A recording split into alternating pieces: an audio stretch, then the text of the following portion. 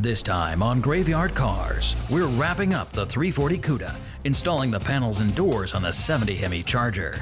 Mark trains Alyssa on assembly line markings, and there's a special surprise in store for the ghouls.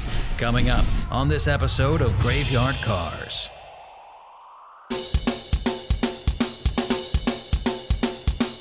Things have really been rocking at the new shop. I personally laid out a beautiful paint job on the 1970 Hemi Charger in FK5 Burnt Orange. Autometal Direct did a beautiful job installing all the new sheet metal on our Phantom CUDA. We finished the 1970 383 CUDA, and Mark and Elena Daly could not be happier. With my daughter Alyssa, my old buddy Will, and the newest ghoul to the team, Dave, we have been turning and burning like never before.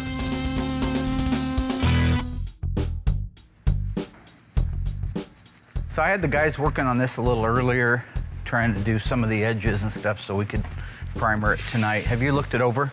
No, not yet. I'm just getting the mask Already off right feeling now. stuff I don't like. Feeling stuff I don't like. Right now we're working on a 1971 Plymouth Barracuda. This little car started life with a 318 and an automatic. The owner wanted a 446 barrel car, so he has commissioned us to build him a tribute 1971 CUDA 446 barrel 4-speed in Winchester Gray. And it's great having Will back. He brings a lot of skill sets to Graveyard Cars that we need. He's got a great work ethic. He does a phenomenal job. I have basically forgiven him for stabbing me in the back. It was in my heart to forgive him for that. And so I think that right now we're looking forward to a real good future together, working side by side and pumping out some of these cars. Billy came back, like the prodigal son. Oh, man. I don't know if I'd go that far. I told him when he left, I said, you'll be back. You know what I'm saying? He'll be back. He's back. Pretty sure you didn't say that. I'm sorry? I'm pretty sure you didn't say that. I didn't say you'd be back. I don't think so. While he's working over there, I don't want to say anything he can hear, but, you know, when a guy comes kind of, not crawling back, but, What's that? No, I didn't come crawling back on my hands and knees. Mark called me, needed a good painter to come work for him, and I came back. did you get the inside of the headlight door on that side? No, I'm still trying to get it masked up. Oh, okay. It's weird because you started whispering. So we have a lot of banter. He's basically mini-me. He's kind of a heavier version of me, you know, but he's a mini-me. So everything, all the humor and the comedy and the things that I snap, he can snap right back. So we have a lot of fun. Saying, yeah. How do you tell a friend no? Why are you whispering, boss? Talking to this guy right here, I'm talking to him about having to sand this right here and how important it is. Because if you don't, didn't I just say that? So anyway, it's cool because me and Will go back a long ways. 1997. 97. Holy cow. Wow. I know. I'm almost 40. And you just graduated when you started working for me, Yeah. right? God. So you were 20. They held him back a couple of years. They did not. While Will is finishing the block work on the 71 Barracuda Tribute car, I'm gonna go up front and check in. I understand that all the appliances are here now from our friends at One Fat Frog. This is so cool. The main idea behind having all the appliances and having the ability to cook here and to be able to have the theater here, it's so hard to get all the guys together to film. I mean, we're burning on getting cars done. What happens is, it's a Saturday, we're filming, noon comes around, everybody's hungry. This guy goes to this restaurant, this guy goes to that restaurant. 3 or 4 hours later, we've lost half of an afternoon. I think it's good for morale, I think it's good for productivity, and I think it's just a really cool thing to be able to add to the Graveyard Car experience.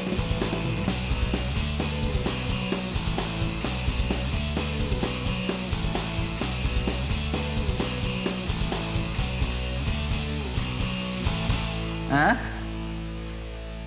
Just because I'm in a good mood don't mean I can't knock a lung loose. Will is all finished doing the block work on the 71 Barracuda. It's time for another coat of epoxy primer. So this is time right now for the master to go in and teach the Grasshopper exactly how it's done. All right, so if you'll mix up the primer, I'll go get the mask. I just bought us 2 new masks.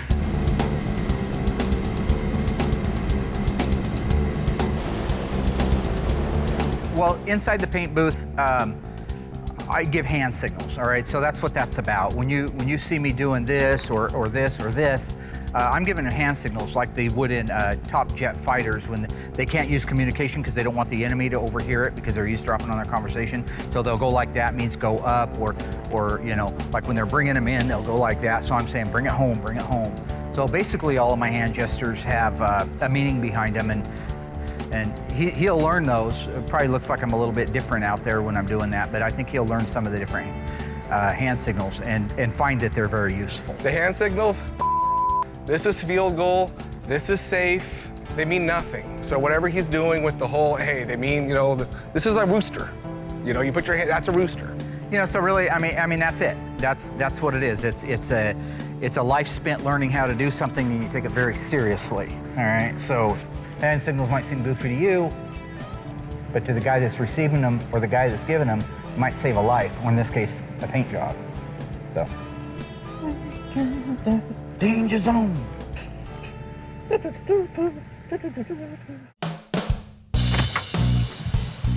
Oh, good. Nice. Good there. You just kind of want to go through and make sure. Structurally sound. Yeah. Now that the epoxy work is done and it's curing in the booth, I want to be able to take our parts guy out and show him what's salvageable and what's not salvageable about donor seats.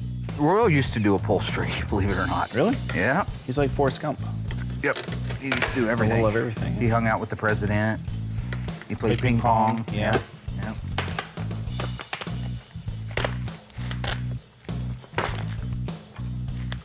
Nummy. Oh. Oh, rotting through. And bugs. Oh, yeah, look at that. Potato bugs. Potato bugs. But this ate all the way through. There's no way to save that. Go throw that in the dumpster. This is a really good experience for Nick. He wants to be our parts guy, and he's really put a great foot forward towards it. Knowing what's good and how to tell if it's good, how much integrity has to be left in the metal, when is a seat track garbage and when can it be rebuilt? These are key things that any good restoration technician has to know. Therefore, any good parts guy also has to know. Pull this release, which is the same as pulling this lever if you were sitting in the car. That's the relay rod.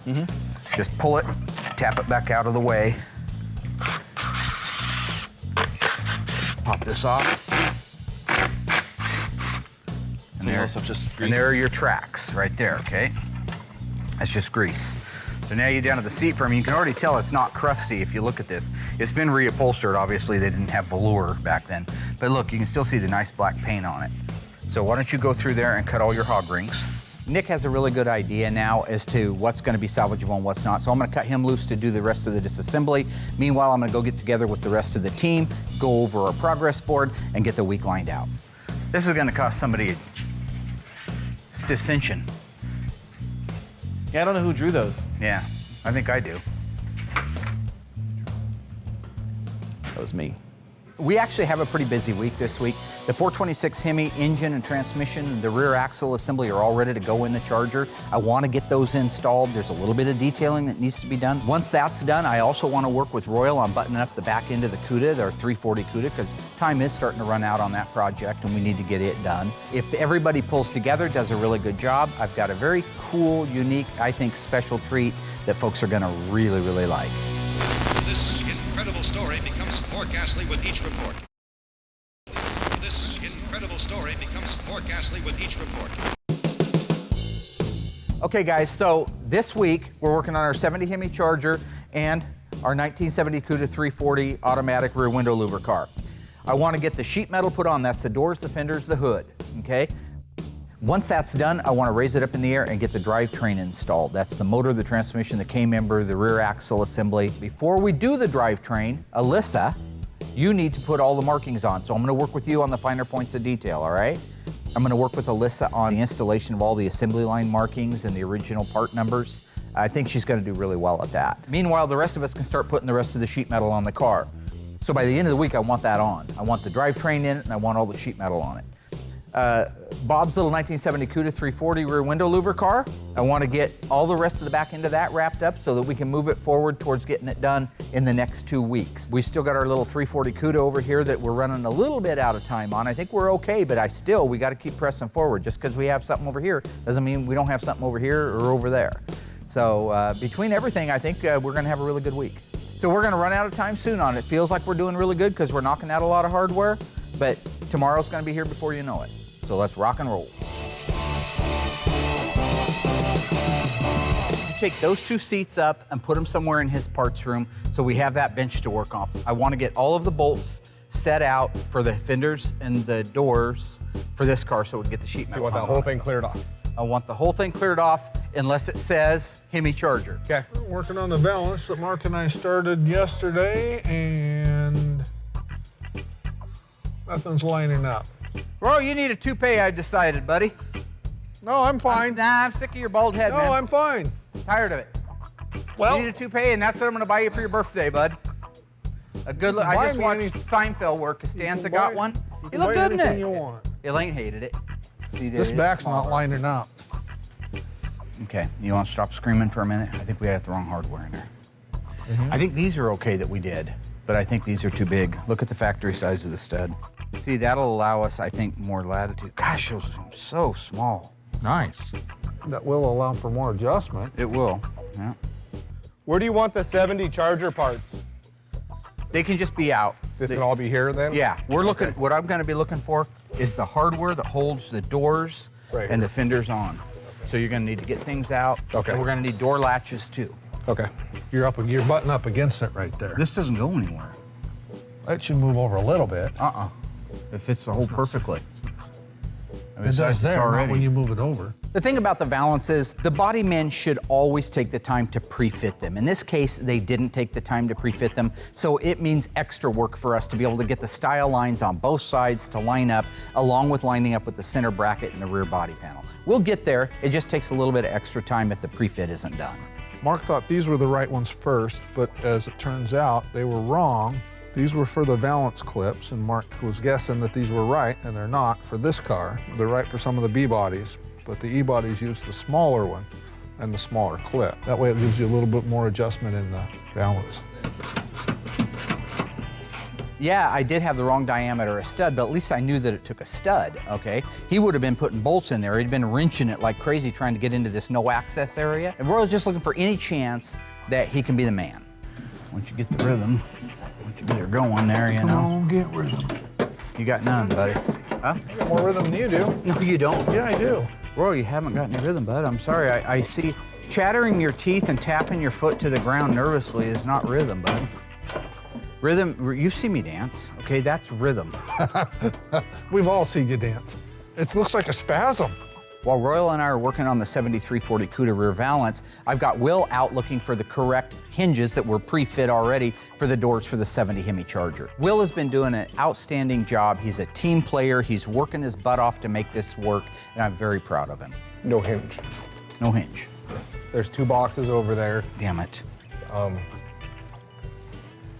but not a hinge. Okay. This is exactly the way you don't want to start a week. Missing a door hinge, missing a bolt, because today it's just those 2 little things. Tomorrow somebody will have misplaced the engine out of the Challenger. Let's go for a walk. Which years of the Plymouth Roadrunner came standard with wheel opening moldings? 1971 to 1973, 1972 to 1974, 1971 to 1974. The answer coming up after the break. This incredible story becomes more ghastly with each report. So which year of the Plymouth Roadrunner were the wheel opening molding standard equipment? The answer is C, the 1971 to 1974 Coke bottle style Plymouth Roadrunner. It has been established that the unburied dead are coming back to life.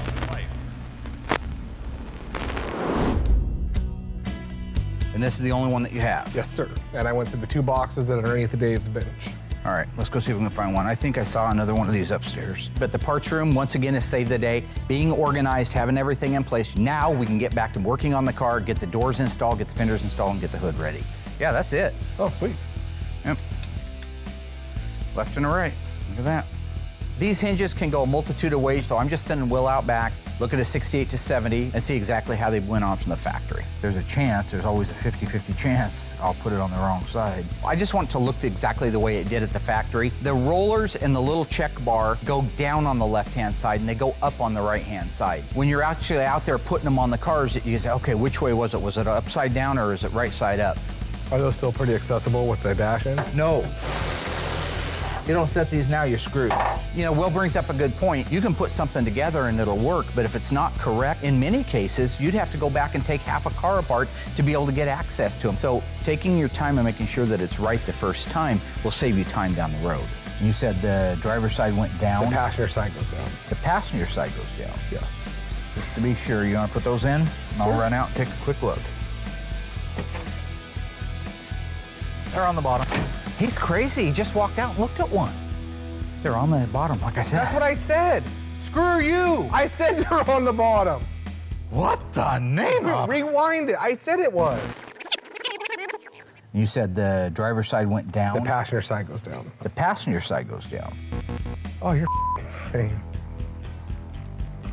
Can we go? Dude. No, there is no dude. That's messed up. No, I know it went on the bottom. Hand me the other one, the other lower hinge.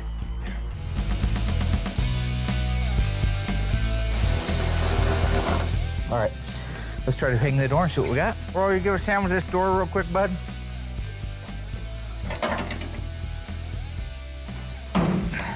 It's in the open position, so it should be coming out about like that. Putting a car together that has one of the most angelic paint jobs, like my 70 Charger burnt orange car, you gotta be careful. You don't wanna put a chip or a scratch or a nick or anything else in these things. Taking your time, again, doing it right, being cautious, being aware, that's the important thing. It's okay. Careful, careful. You took your thumb out. That looks awesome. I love that color. You're gonna move it straight back, right? I just need to loosen them up so it can go straight back, yeah. Is there that much play in that pin? I'm not laughing. It's Royal. Laura loves What?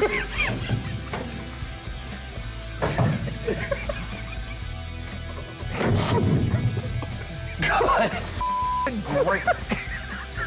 Hey, you're wrecking animal! Settle the down! Don't push it open, you'll Go get that blue red. you'll chip it. Crazy rager. With the sheet metal on the Dodge Charger now and the rear valance all buttoned up and fitting like it's supposed to, I'm gonna go over to the body shop with Will and I'm gonna start blocking out the deck lid for the 70 Dodge Charger.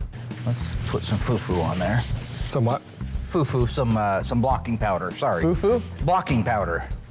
Blocking Guide powder. Nice hair today, huh? What's wrong with my hair? Looks like a little kid that wakes up on Saturday morning to watch cartoons. Yeah, pretty much. Will did good. He's been painting for me for a while now. He's doing an awesome job, but I want him to be exactly like me, the best in the world. Without the arrogance. Well, I don't know about. So do you want the 150 or So why is it when I point out the fact it's arrogant? I need a 150, please. Because you shouldn't have to tell the people that are watching. The you're people that that are good. what? The people that are watching should already know you're that good. So we're gonna go ahead and waste, because there's body men right now all over the world Are you gonna- starving that would love to have that little piece of. Are you gonna send them that piece?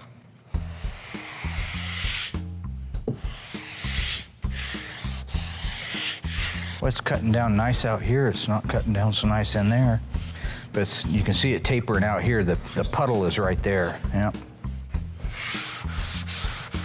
If you press too hard, you'll push right down in there and pull that guide coat up out of there. Well, there's another layer of primer, but just so maddening. First eyewitness accounts of this grisly development came from people who were understandably frightened.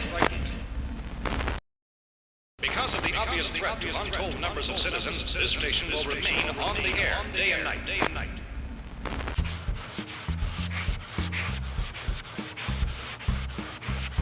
See that? Just low as hell in there. Okay, get me blown off there. I'm gonna mix up a little bit of glaze to put on there. I hate Mopar deck lids. I don't care if it's CUDA, Challenger, Charger, Roadrunner, GTX. I don't care. They're a to do. This particular one is really flat, but has a low spot. So I'm gonna go over and mix up a little bit of plastic filler with some polyester, catalyze it, put it on the deck lid so that I can sand it down, and then we can reprime that area and be able to block that thing out to perfection. Look at it, you can see it sunk right into the hole. I'm not sure the exact reason behind these deck lids being so possessed. I don't know if it's because there's not much in the way of reinforcement between the inner structure and the outer, if they stretch over the years, if they've been popped before and we just don't know it. I don't know what contributes to it. It is a phenomenon. We want to feel a high spot there, not a low spot. Now look at Yeah, I can look at see how it. it fell into it. That's how deep that was, right through there.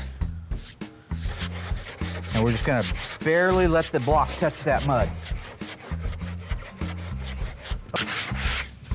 See how that starts to feather back there? Very nice. That feather's nice, but you can still tell you got too much material in here. So we're gonna go to a fresh piece of 80 because we want the sandpaper to do the work, not muscle. And that's easy for you. Sorry.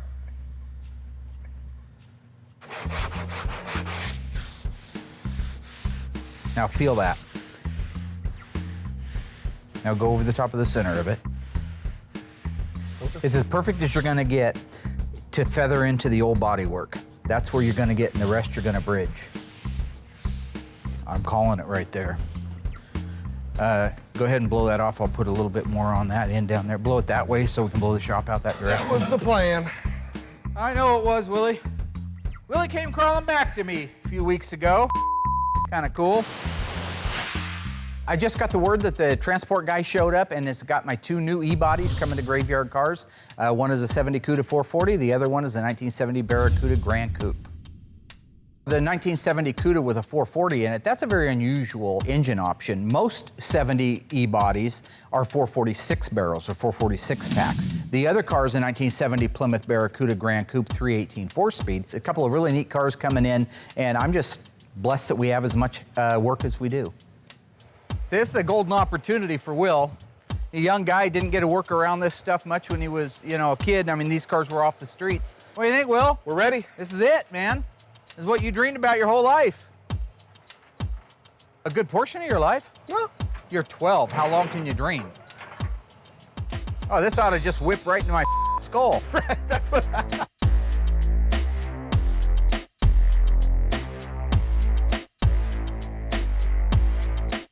Can you grab the Stringo? Grab under the back, and let's put it next to the Hemi Cuda. You don't hear that in every parking lot in America, do you? Put it next to the white Hemi Cuda.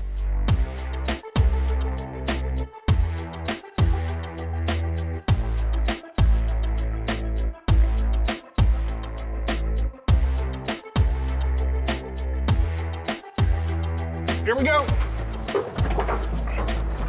Piece of cake.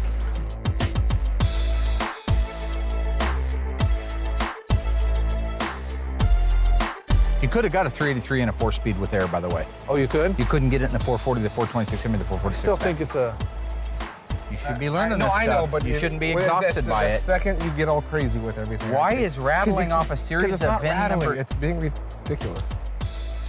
Well, I'll make sure I stop the next cardiothoracic neurosurgeon when he's rattling off to the nurse what he'd like to have in the way of utensils to do surgery. Yeah, it's exactly like it. It's nothing like it. Okay. Sorry, I know my stuff. I apologize. There's nothing about, no reason to apologize. Would you prefer I just said the yellow car?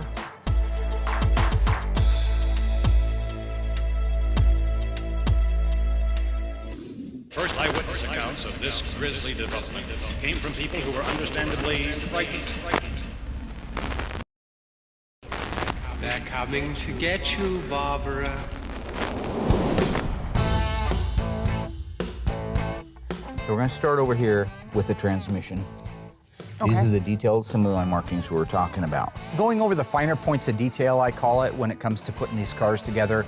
The assembly line used paint daubs and markings to be able to let the guys down the way know what was done on a particular car. This is fascinating stuff. I find it's fascinating. If she does, and she takes this under her wing and she really enjoys what she's doing, I'll be able to step back, move over to another section of the shop, and turn that over to her. So I hope that she's as excited about learning it as I am about teaching it to her. These are the things, the history of the car, the finer points of detailing, we'll call it. That's going to be your job. Why did they do these? Is it just a mark that they got done? Or? They're like the transmission's been bolted down, the fluids are filled, the shift rod's been adjusted. These are all markings for the final inspector at the end of the assembly line. All these alphanumeric codes that you see, they correspond to markings on the engine and the transmission. So these markings are going to be different on every car? Yeah, if we were doing the 70 CUDA, it's going to have an 8 3/4 rear end, it's got an automatic transmission. Those markings are a lot different. Teaching the fruit of my loin how to follow in my footsteps, my seed. I'd like to be not referred to as those things, please. Good enough. Daughter. So why don't we work on, looks like to me like the X is gonna go on after the numbers go on. Now here he's got it in 2 places. This is usually where I see it, right through here. Okay. So I don't know why this has 2 unless this is an example of somebody just going back. See these numbers? These are the size and the font. So what you'll see right here is I have those same numbers. Okay. How do you know what numbers to put on that transmission? The book. Okay. Well, let me just take a quick guess. Is it a 6, 7, 8? 678 would be a real nice 23. 23 spline But it's body. a combination of these. It is a combination of those. So you have to go to the broadcast sheet. And what we're looking for are assemblies, not particular part numbers, but assembly numbers. Transmission 676. There's your numbers. 676. 676. There's a 6, 7. We'll go back over and do the 6. And there you go. So there's our part numbers, last 3 digits of our part numbers. So why don't you take this, and I want you to swipe this across the numbers like we saw. Across the VIN?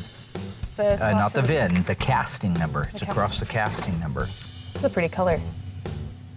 So this white daub of paint right here is, On the top. put me one right on top of this bolt head,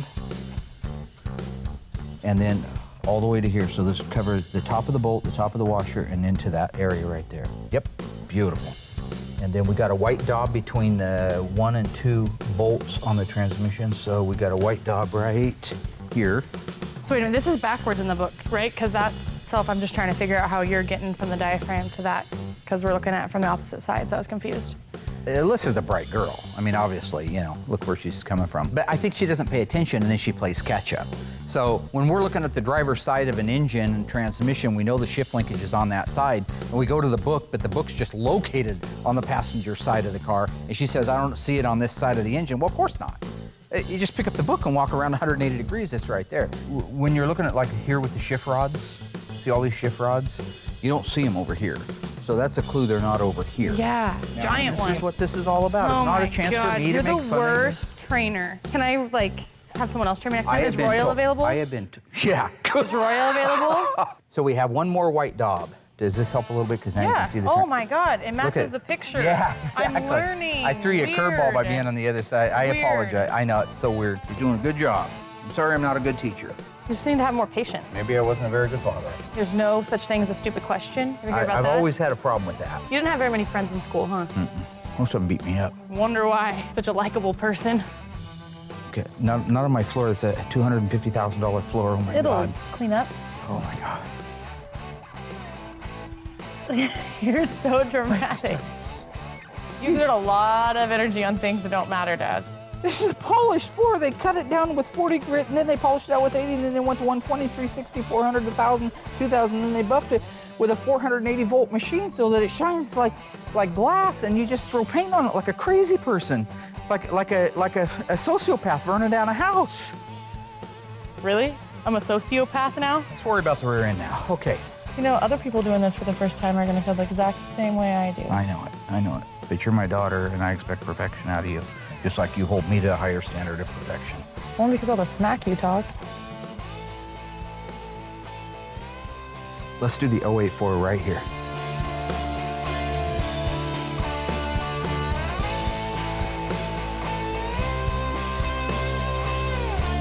Schlop it. Okay, there's a schlop right in there on that inside of that. No, Oh, dear God, Why? but you just- Why have you gone crazy? I didn't mean with the yellow. I meant with the white. Why? Was I supposed to know that? Oh, Mama.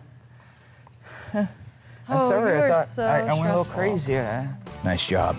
Give it up. Sweet. Alyssa did a phenomenal job. This is her first time out of the gate, and it's very overwhelming. There's a lot of things, there's a lot of markings, there's a lot of little intricate details. With all the assembly line markings now in place and correct for our 70 Hemi Charger, we can get them installed. We can bolt in the K-member with the engine, transmission, bell housing in place, as well as the rear differential, button up the bottom side of it. And if that goes well and we get that done and no damage and I don't end up killing anybody, I have got a really cool surprise for the guys.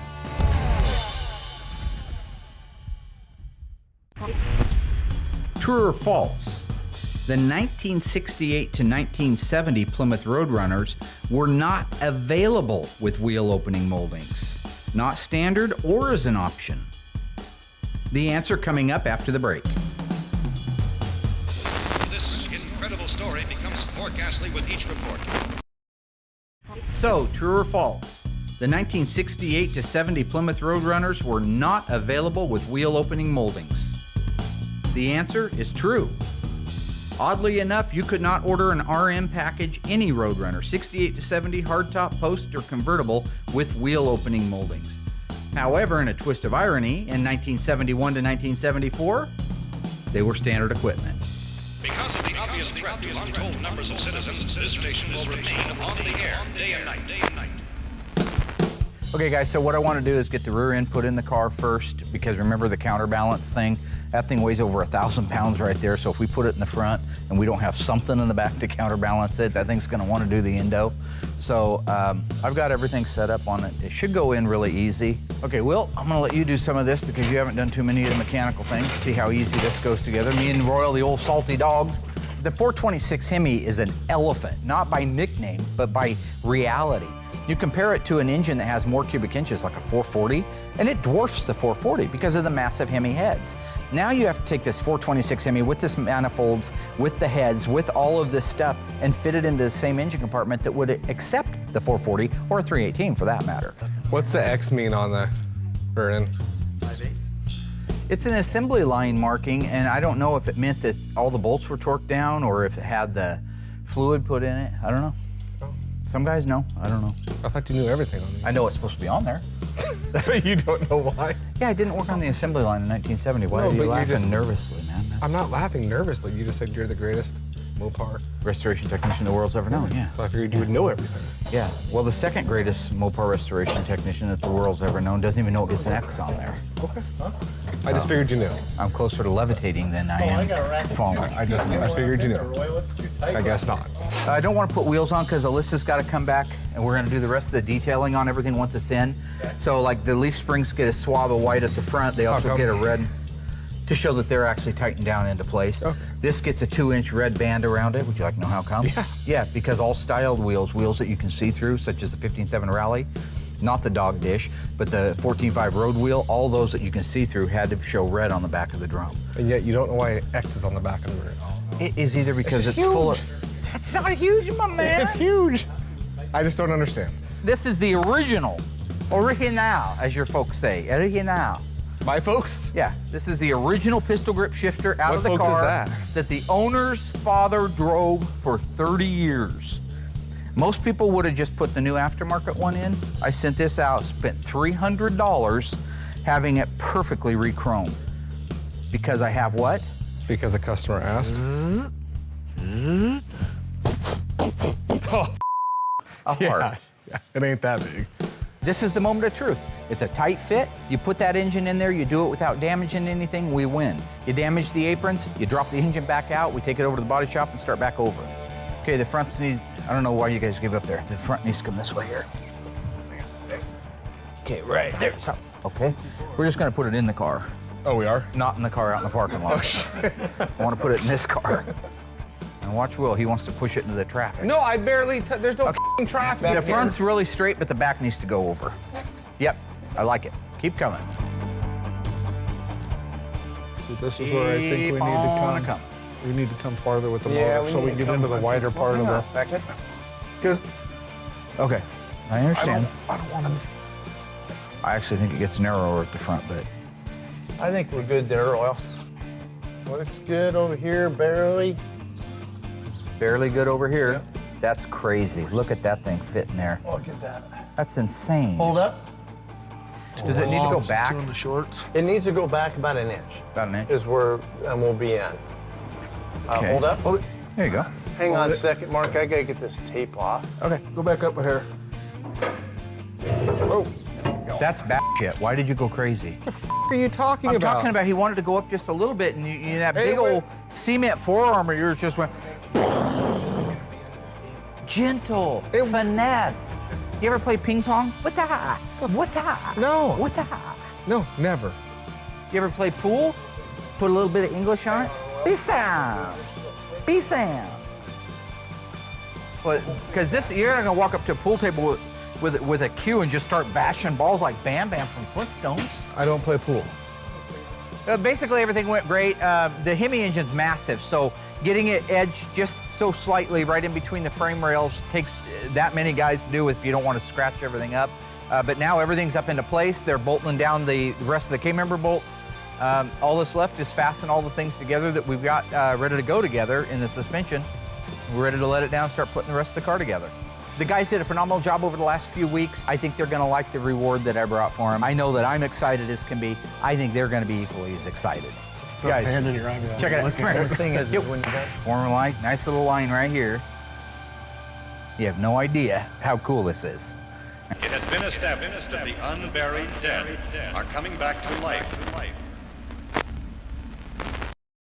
First eyewitness accounts of this grisly development came from people who were understandably frightened. Guys, sand in your eye. check it out. Come here. The thing is Yep. when you got Former light, nice little line right here.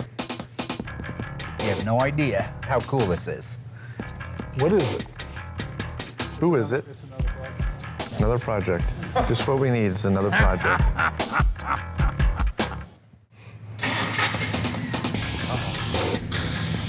Hey, it runs. That's our Right direction.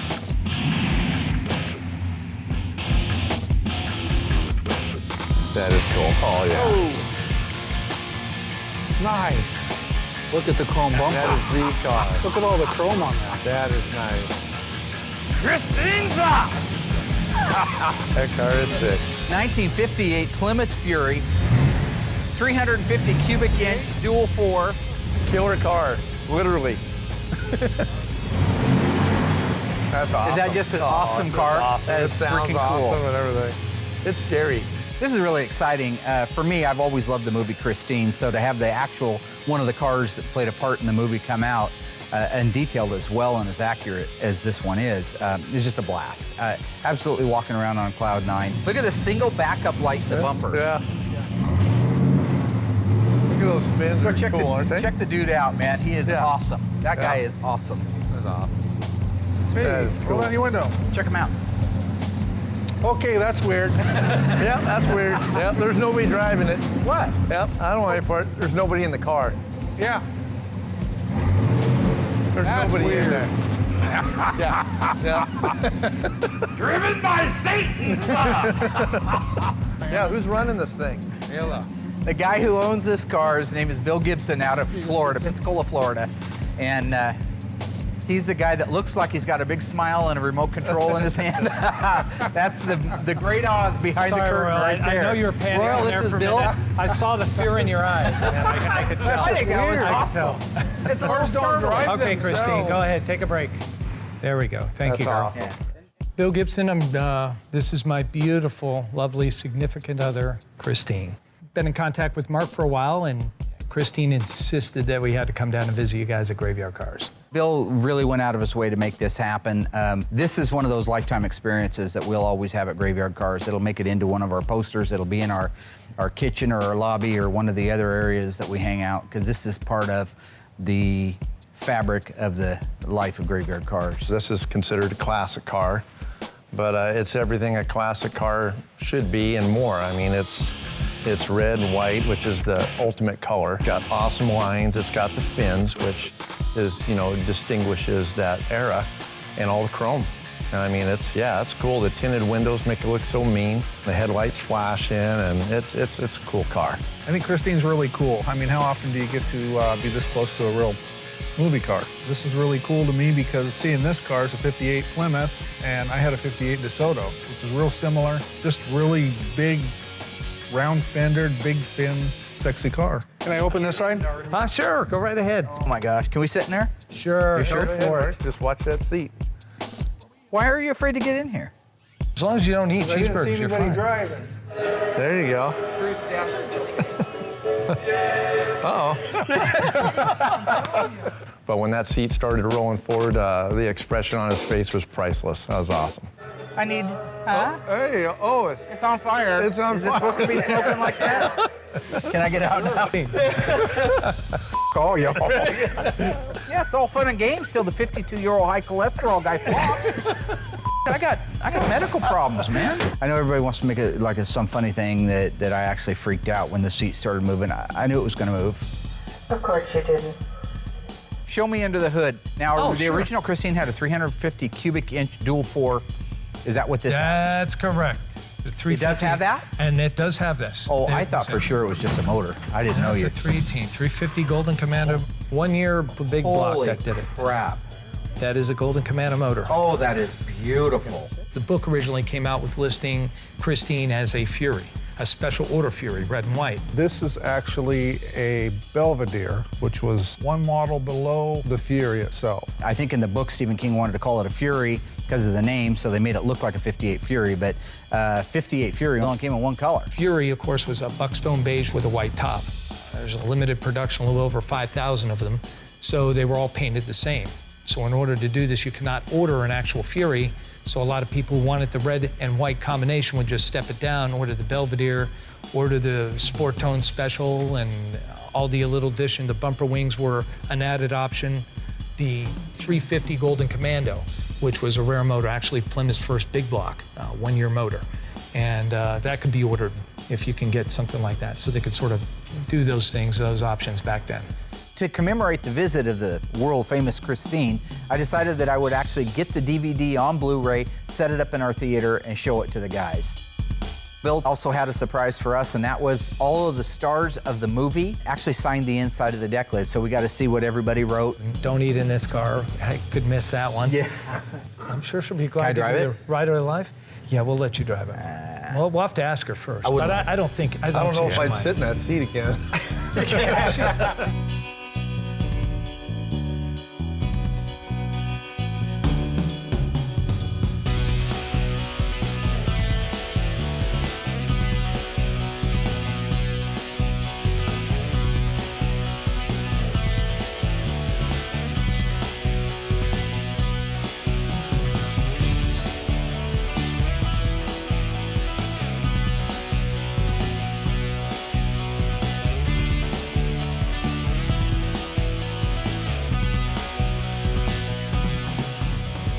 It was great having the mayor out. I think that was awesome. It just shows that we're a little town and we all stick together. I'm Christine Lundberg. I'm the mayor of Springfield, Oregon, and I am here because I wanted to see the car, Christine. I'm Christine. I mostly know Mark because he volunteered to have cars at our Christmas parade, Well, which I'm is a celebrity. because, okay, start again. I know. Thank you for coming out. I want to show you this beautiful car. She's a very jealous girl, I will tell you that. I know. Who's laughing? Why are they doing that? What was that? Christine. It's Christine. She's got a male you. voice? Yeah, you're comfortable for now. She gets very mad.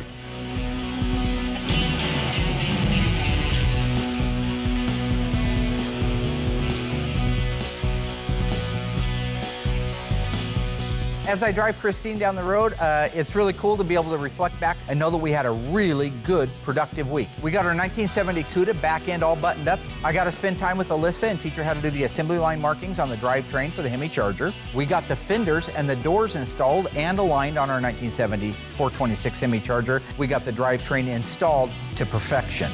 And to top it all off, we had an absolute blast visiting with the one and only demon-possessed Christine 1958 Plymouth Fury.